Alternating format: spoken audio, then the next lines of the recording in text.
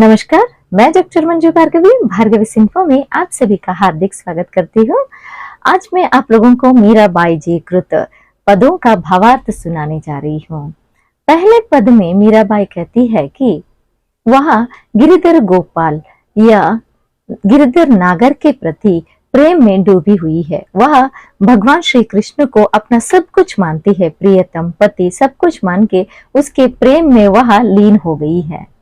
श्री कृष्ण के प्रेम में वह इतनी अपने आप को इन्वॉल्व कर लिया है कि पांव में घुंघरू बांधकर बिना लोक लाज के वह नाचने लगी है। हर एक रास्ते में जाके वह गाना गाने लगी है, श्री कृष्ण के गुणगान गा रही है, साधु संतों की संगत कर रही है, बुरे गुणों का या बुरे विचारों को त्याग कर चुकी है।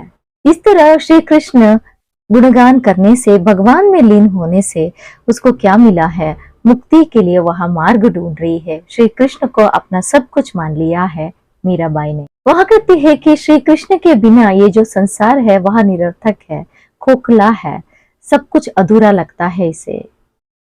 मीराबाई अंत में बताते हैं इस पद में कि वह गिरिधर गोपाल को अपने सिर पर आराध्य बनाकर बिठा लिया है और भक्ति की मिठास को पूरा करने का प्रयास कर रही है।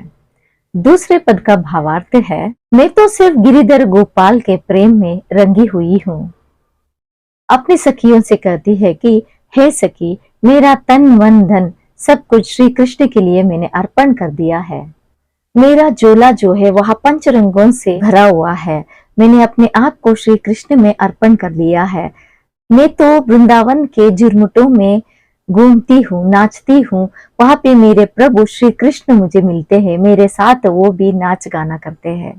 मैंने अपने बाहरी दिखावे और आडंबर को पूरा त्याग कर दिया है। मैं सच्चे प्रेम की गीत गा रही हूँ। संसार की जो भी है सृष्टि, सूर्य, चंद्र, आसमां, भूमि, सब कुछ नश्वर है, सिर्फ शाश्वत है मेरे श्री कृष्ण। मेरे श्री कृष्ण अविनाशी है, वह एक शक्ति है। ऐसे वह अपनी भक्ति को इस पद के द्वारा प्रकट करती है।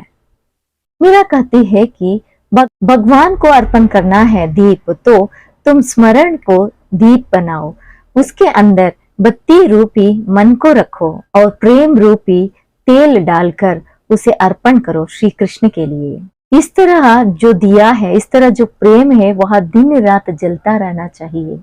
कुछ स्त्रियों के पति तो दूसरे देश में या दूर देश में रहते हैं, तो वे स्त्रियां अपने पति के लिए चिट्ठी लिखती है या संदेश भेजती है, पर मैं क्या करूं, मेरा प्रियतम तो मेरे हृदय में ही बसा है, तो मैं उसके लिए कैसे चिट्ठी लिखूं, क्या संदेश दूं? वो तो मेरा हर एक लव को जानता है। मैं तो कहीं मायके रहना चाहती हूँ या ससुराल, मैं कहीं नहीं रहना चाहती हूँ, मैं सिर्फ श्री कृष्ण के साथ रहना चाहती हूँ। मेरा गुरु ने मुझे बोधन किया है कि तुम्हें इस संसार से दूर होना है, मुक्ति पाना है, श्री कृष्ण के साथ रहना है। इस भूमि में घर किसी का तेरा है या मेरा है, ये सब नश्वर है। अगर कोई अविनाशी है तो सिर्फ भगवान है। अब मैं तो हरि के नाम पर पूरी तरह रंग में रंगी हो चुकी। मेरे भीतर जो प्रेम है और उसका दर्द जो है वो कोई नहीं जान सकता है।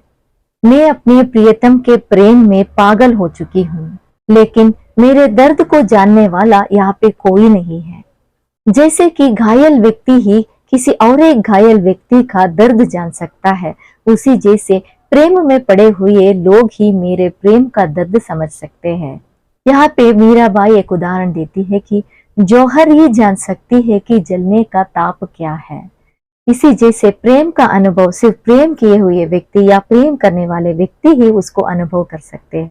इसी दर्द में मैं घर घर भटक रही हूँ, इसका इलाज कोई करे, पर मेरे इस प्रेम विरह का या प्रेम दर्द का इलाज करने वाला वैद्य अभी तक मुझे नहीं मिला है। अगर कोई वैद्य है, वह सिर्फ श्री कृष्ण ही इसका इलाज कर सकता है। इन्हीं भावार्थों के साथ पद्य की समाप्ति होती है। अब हम लोग एक अंक वाले प्रश्नोत्तर पर थोड़ा देखेंगे। मीरा किसको अपना प्रेमी मानी है? श्री कृष्ण को। मीरा को कृष्ण के बिना जीवन कैसा लगता है? फीका और निरर्थक। मीरा के गिरिधर कौन है? श्री कृष्ण है। मीरा कृष्ण के साथ कहाँ खेलती है? वृंदावन के झुरमुटों में। संसार में क्या नश्वर है? संसार के सब तत्व नश्वर है। संसार में कौन अविनाशी है? श्री कृष्ण। मीरा अपनी प्रियतम को संदेश क्यों नहीं भेज सकती है? क्योंकि श्री कृष्ण मीरा के मन में ही बसे रहे हैं। घायल व्यक्ति की पीड़ा कौन समझ सकता है? और एक घायल व्यक्ति ही समझ सकता है। जौहर की गति कौन जान सकती है? जौहर ही जान सकती है। मीरा के प्रेम दर्द का इलाज कौन कर सकता है? श्री कृष्ण ही कर सकता है। धन्यवाद।